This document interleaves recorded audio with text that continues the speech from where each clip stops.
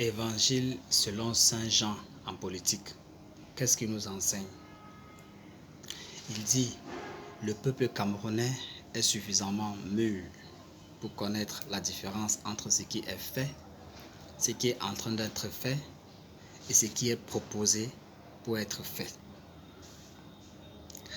Je pense que c'est très clair parce que hier c'était dimanche et aujourd'hui c'est lundi. Le dimanche, le Seigneur se repose. Et je pense que aujourd'hui, c'est le jour de la semaine du Christ. Et comme cette semaine qui commence en Christ, politiquement, sur le terrain, qu'est-ce que ça nous enseigne? Ça nous enseigne déjà de revoir la liturgie selon Saint Jean d'hier, qui a été à la lumière de nos différentes correspondances uniquement pour les fans du président Paul Biya.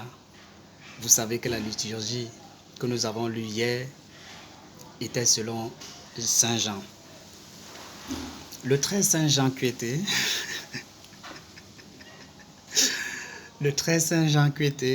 le secrétaire général de notre parti, le parti de notre président, notre champion, le RDPC, nous sommes en campagne.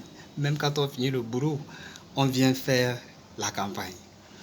Le très Saint Jean Kuete, secrétaire général du RDPC, il nous a donné un message quand il a déposé la candidature de notre champion. Il a dit, le peuple camerounais est assez mûr pour connaître ce qui est fait, ce qui est en train d'être fait et ce qui est proposé pour être fait. L'horizon 2035, c'est quelque chose qui est fait et tout le monde le sait, même vous qui allez regarder que vous n'êtes pas des femmes, vous savez que l'horizon 2035 c'est quelque chose qui est fait, c'est un programme, c'est un agenda, c'est fait. Et nous sommes en train de continuer l'agenda afin que l'avenir à l'horizon 2035 puisse être émergent. À l'horizon de 2050, pourquoi pas au-delà de ça. Donc on n'a pas besoin de prendre des propositions des petits partis qui ne sont même pas encore prêts. Je ne dis pas que les propositions n'est pas quelque chose de considérable. On considère parce que le président Paul Biya nous a demandé la modestie. Parce qu'en réalité, les adversaires sont redoutables.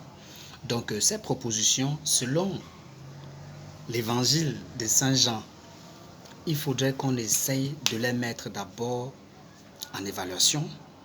On les étudie avant de les adopter. On ne peut pas juste prendre des propositions pour les mettre dans un agenda qui a pris son envol il y a beaucoup de cela de temps. Donc on ne peut pas juste le faire comme ça. Donc je pense que selon le Saint Jean politique, parce que nous sommes en campagne, vous savez les fans, vous savez de quoi je parle.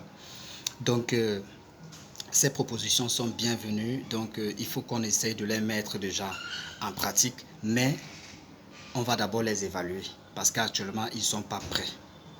Ils ne sont pas prêts. Donc, le peuple camerounais est suffisamment mûr pour connaître que l'agenda de l'horizon 2035 est en cours.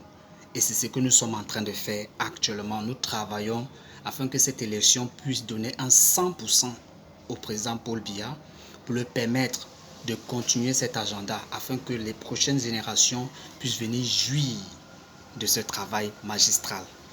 Donc, disons Amen selon l'évangile de Saint Jean. Nous sommes en politique. J'espère que vous allez bien. Je prie pour vous, peu importe où vous vous trouvez. Aussi les musulmans. J'espère que vous, en faisant vos saintes prières, vous faites des doigts, vous faites des prières par rapport à cette élection. Donc, des fans d'obédience musulmane, supporters du président de la République, que vous soyez à Garoua, en Gaoundéré, à Maroua, dans le centre, au sud, au nord, de l'est à l'ouest, en passant par le centre, si vous êtes musulman, quand vous faites vos prières, priez pour la victoire, parce que c'est Dieu qui a la force et Dieu est avec le président Paul Biya. Bonne journée à vous tous, je vous aime tous et Dieu vous aime plus. On est ensemble. À tout à l'heure.